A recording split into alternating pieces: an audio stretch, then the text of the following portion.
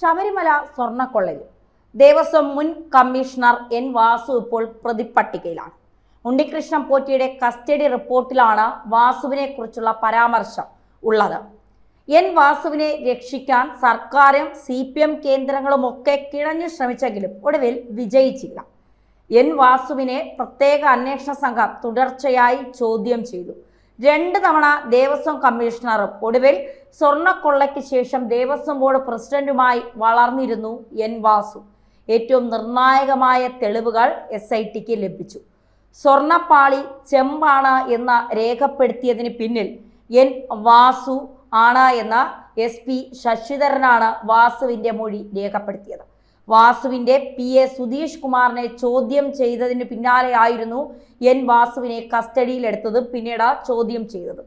CPM കേന്ദ്രങ്ങളുടെ ഏറ്റവും അടുത്ത സുഹൃത്ത്, CPMൽ മാത്രമല്ല സർക്കാരിലും വലിയ സ്വാധീന ശക്തിയുള്ള നേതാവാണ് എൻ വാസു. എൻ വാസുവിൻ്റെ വീഴ്ച അയ്യപ്പന്റെ ഇടപെടൽ തന്നെയാണ് എന്ന് വ്യക്തം. ഏത് വിവാദങ്ങളിലും പുല്ലുപോലെ അതിജീവിക്കാൻ ശക്തിയുള്ള എൻ വാസു ഒടുവിൽ വീണത് പാതാളക്കുഴിയിൽ. സ്വർണ്ണക്കൊള്ള കേസിൽ പ്രതിയാകുന്ന CPM നേതാവായി എൻ വാസു മാറി. കുളനട പഞ്ചായത്ത് പ്രസിഡന്റ് എന്ന നിലയിൽ CPMൽ വളർന്നു വന്ന നേതാവ് പിന്നീട് ദേവസ്വം കമ്മീഷണറായുള്ള വളർച്ച പിണറായി വിജയന്റെ ഏറ്റവും അടുത്ത വിശ്വസ്തനായിരുന്നു എൻ വാസു.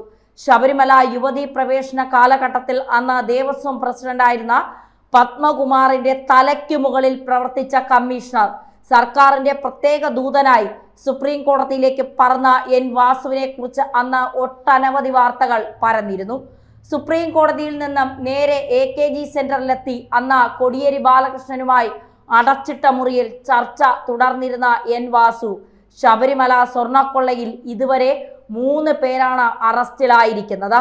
ഉണ്ണികൃഷ്ണൻ പോറ്റിക്ക് പിന്നാലെ അന്ന് ദേവസ്വം കമ്മീഷണറായിരുന്ന എൻ വാസുവിൻ്റെ PA സുധീഷ് കുമാർ ഈ കേസിൽ 2ാം പ്രതിയാണ്. ഇപ്പോൾ എൻ വാസു 3ാം പ്രതി. നേരത്തെ അറസ്റ്റിലായിരുന്ന ദേവസ്വം ബോർഡ് മുൻ administrative officer Murari Babu CPM തൊഴിലാളി സംഘടനയുടെ നേതാവായിരുന്നു. മുൻ എക്സിക്യൂട്ടീവ് ഓഫീസർ സുധീഷ് കുമാർ CPMകാരൻ. സുധീഷ് കുമാർ പാർട്ടിയുടെ ബ്രാഞ്ച് കമ്മിറ്റി അംഗമാണ്. ഇപ്പോൾ വാസുവും പ്രതിയാകുന്നു. ചുരുക്കത്തിൽ CPM ബന്ധമുള്ള 3 നേതാക്കളാണ് ശബരിമല സ്വർണ്ണക്കൊള്ളയിൽ പ്രതിപ്പട്ടികയിൽ ചേർന്നിരിക്കുന്നത്. അയ്യപ്പന്റെ സ്വത്തുക്കൾ അടിച്ചുമാറ്റിയ ഈ കൊടും പ്രതികളെ എന്തുകൊണ്ട് കൈവിലങ്ങ് വെച്ച് അറസ്റ്റ് ചെയ്ത് ജനങ്ങൾക്ക് മുന്നിൽ പ്രദർശിപ്പിക്കുന്നില്ല? കേരളത്തിന്റെ പോലീസ് ഈ ചോദ്യം ശക്തമാണ്. ഒരു കാര്യം വ്യക്തമായി, നിൽക്കക്കള്ളിയില്ലാതെയാണ് സർക്കാരും ആഭ്യന്തര വകുപ്പും ഒക്കെ ഈ 3 CPMകാർക്കെതിരെ കേസെടുക്കാൻ തയ്യാറായിരിക്കുന്നത്. ശബരിമല യുവതീ പ്രവേശന വിവാദത്തിൽ അന്ന് സർക്കാരിനൊപ്പം കട്ടയ്ക്ക് നിന്ന എൻ വാസു പിണറായി വിജയന്റെ അതിവിശ്വസ്തനായിരുന്നു. എൻ വാസു മാറിയ കാലഘട്ടം ശബരിമല യുവതീ പ്രവേശന വിധിയിലേക്ക് അന്ന് സുപ്രീം കോടതി എത്തിയ സാഹചര്യം ഒരുക്കിയത് എൻ വാസു ആയിരുന്നു എന്ന് വ്യക്തം. സുപ്രീം കോടതിയിൽ കേസ് നടത്തിപ്പിന് വേണ്ടി എൻ വാസു ദില്ലിയിലേക്ക് പറക്കുന്ന കാഴ്ച. അതേ വാസുവിനെതിരെ അന്ന് അയ്യപ്പ വിശ്വാസികൾ നെഞ്ചുരുകി പലതും പറഞ്ഞിരുന്നു. CPM ബന്ധമുള്ള ഒരു ഉയർന്ന അഭിഭാഷകന്റെ സഹായത്തോടെയായിരുന്നു CPM കേന്ദ്രങ്ങളുമായി വാസു കൂടുതൽ അടുത്തത്. പഞ്ചായത്ത് പ്രസിഡന്റ് എന്ന നിലയിൽ നിന്ന് പിന്നീട് ദേവസ്വം കമ്മീഷണറായുള്ള എൻ വാസുവിന്റെ വളർച്ച പിന്നീട് പിണറായി വിജയൻ അധികാരത്തിൽ എത്തിയതിനു പിന്നാലെ വാസുവിനെ ദേവസ്വം ബോർഡ് പ്രസിഡന്റാക്കി ഉയർത്തുന്നു. ശബരിമല യുവതീ പ്രവേശന വിധിയെ അന്ന് ദേവസ്വം ബോർഡ് അംഗീകരിക്കുമോ എന്ന ചോദ്യം ശക്തമായ കാലഘട്ടം. ദേവസ്വം ബോർഡ് യുവതീ പ്രവേശന വിധിക്കൊപ്പം ചേർന്ന് നിൽക്കുന്ന കാഴ്ചപ്പാട് പിന്നീട് പിണറായി വിജയനെയും CPMനെയും ഒക്കെ നവോത്ഥാന മതിലിലേക്ക് കൂട്ടിക്കൊണ്ടുപോയത് ഇതേ എൻ വാസുവാണ്. വിധി നടപ്പാക്കാൻ സാവകാശം വേണമെന്ന പത്മകുമാറിന്റെ വാദങ്ങളെ പൊളിച്ചടുക്കി അന്ന് എൻ വാസു പിണറായി വിജയനൊപ്പം ചേർന്ന് നിന്ന് കേരളത്തിൽ നവോത്ഥാനം ഉണ്ടാക്കാൻ ശ്രമിച്ചു. 1997ലും 82ലും കുളനട പഞ്ചായത്ത് പ്രസിഡന്റ് ആയിരുന്നു. രാഷ്ട്രീയ പ്രവർത്തനങ്ങളുടെ തുടക്കം അങ്ങനെയാണ്. എൻ വാസു പിന്നീട് IAISകാർക്ക് മാത്രം സ്വന്തമായുള്ള ദേവസ്വം ബോർഡ് കമ്മീഷണർ കസേരയിലേക്ക് എൻ വാസുവിന്റെ വളർച്ച ആദ്യം CPM കാലഘട്ടത്തിൽ ദേവസ്വം കമ്മീഷണറായി വളർന്നുവെങ്കിലും പിന്നീട് UDFന്റെ കാലഘട്ടത്തിൽ വീണ്ടും IASകാരൻ ദേവസ്വം കമ്മീഷണറായി. എന്നാൽ പിണറായി വിജയൻ അധികാരത്തിൽ എത്തിയത് തൊട്ട് പിന്നാലെ ദേവസ്വം കമ്മീഷണർ എൻ വാസുവിനെ മടക്കി കൊണ്ടുവന്നു. ദേവസ്വം ബോർഡ് പ്രസിഡന്റിന്റെ തലയ്ക്ക് മുകളിൽ അധികാരം കയ്യാളിയ എൻ വാസു ശബരിമലയിലെ അയ്യപ്പന്റെ ആസ്തികൾ അടിച്ചു മാറ്റാനുള്ള തന്ത്രങ്ങളാണ് പിന്നീട് വാസു ആസൂത്രണം ചെയ്തത്. സ്വർണ്ണക്കൊള്ളയിൽ അറസ്റ്റിലായ പ്രതികളുടെ പശ്ചാത്തലം പരിശോധിക്കുമ്പോൾ ഇവരൊക്കെ എൻ വാസുവുമായി ഏറ്റവും അടുത്ത ബന്ധം സൂക്ഷിച്ചവർ. സുധീഷ് കുമാർ മാത്രമല്ല, മുരാരി ബാബുവും എൻ വാസുവിന്റെ ഏറ്റവും പ്രിയപ്പെട്ടവനായിരുന്നു. ഈ കൊടും കൊള്ളക്കാർ ശബരിമല അയ്യപ്പന്റെ ആസ്തികൾ അടിച്ചു മാറ്റാനുള്ള തന്ത്രങ്ങൾ പിന്നീട് ആവിഷ്കരിച്ചു. അതിന് നേതൃത്വം കൊടുത്ത എൻ വാസു ഒടുവിൽ അറസ്റ്റിലേക്ക് കടക്കുമ്പോൾ കേരളം ആശ്വസിക്കുകയാണ്. ശബരിമലയും ദേവസ്വം ബോർഡുമായി ബന്ധപ്പെട്ട നിരവധി വിജിലൻസ് അന്വേഷണങ്ങൾ അട്ടിമറിച്ചുകൊണ്ടായിരുന്നു എൻ വാസുവിന്റെ ആദ്യകാല നീക്കങ്ങൾ. പിന്നീട് ദ്വാരപാലക ശില്പങ്ങളിലെ സ്വർണ്ണപ്പാളി ചെമ്പുപാളിയാക്കിയ അത്ഭുത വിദ്യ, എല്ലാ എതിർപ്പുകളും അവഗണിച്ച് സുധീഷ് കുമാറിന്റെ തന്റെ PA വാഴിച്ചുകൊണ്ടായിരുന്നു എൻ വാസുവിന്റെ ഇത്തരം കൊടിയ കൊള്ളകൾ നടത്തിയത്. യുവതീ പ്രവേശനത്തിന് തൊട്ടു പിന്നാലെ കോവിഡ് കാലമെത്തി. അന്ന് ഗുരുതര രോഗം പിടിപെട്ട വെന്റിലേറ്ററിലായിരുന്നു. സ്വകാര്യ ആശുപത്രിയിലാണ് ചികിത്സയെങ്കിലും സർക്കാർ അതിശക്തമായി ഇടപെട്ടു. വാസു തന്റെ രോഗാവസ്ഥ അതിജീവിച്ച് വീണ്ടും ദേവസ്വം ബോർഡ് പ്രവർത്തനങ്ങളിൽ വ്യാപൃതനായി. ശബരിമല സ്വർണ്ണക്കൊള്ളയിൽ അറസ്റ്റിലായ 5ാം പ്രതി അന്നത്തെ executive officer D Sudheesh Kumar, 6ാം പ്രതിയായ അന്നത്തെ അഡ്മിനിസ്ട്രേറ്റീവ് ഓഫീസർ മുരാരി ബാബു അറസ്റ്റിലായി.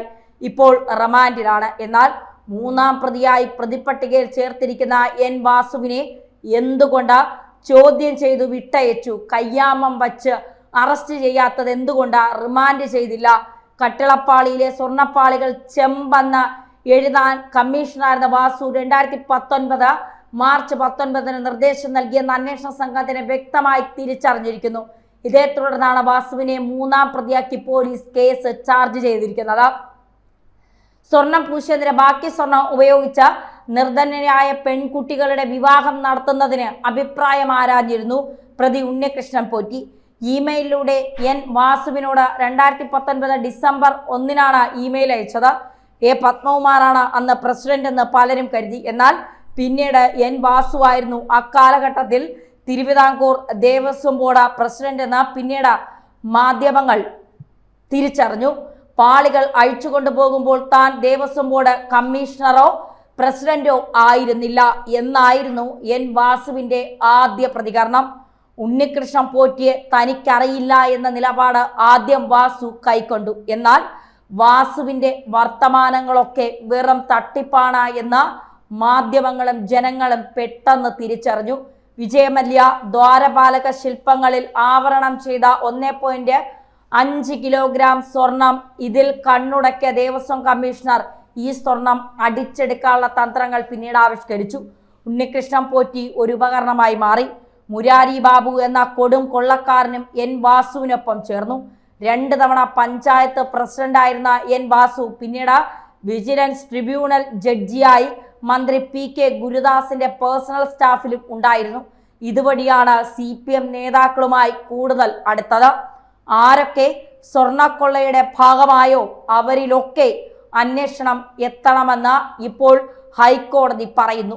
ദേവന്റെ സ്വത്ത് സംരക്ഷിക്കുകയാണ് ദേവസ്വം ബോർഡിന്റെ ലക്ഷ്യം. എന്നാൽ അക്കാലഘട്ടത്തിൽ ദേവസ്വം ബോർഡിന്റെ ഉന്നത സ്ഥാനത്തിരുന്നവർ സ്വർണം അടിച്ചുമാറ്റി ദേവസ്വം ബോർഡ് ഉദ്യോഗസ്ഥർ അതുവഴി അഴിമതി നിരോധന നിയമത്തിന്റെ പരിധിയിൽ വരുമോ എന്ന് പരിശോധിക്കണമെന്നാണ് ഇപ്പോൾ ഹൈക്കോടതി പറഞ്ഞിരിക്കുന്നത്. ശ്രീകോവിലിന്റെ വാതിലിൽ സ്വർണം പൂശിയതിലും അന്വേഷണം വേണമെന്ന് ഹൈക്കോടതി പറയുന്നു.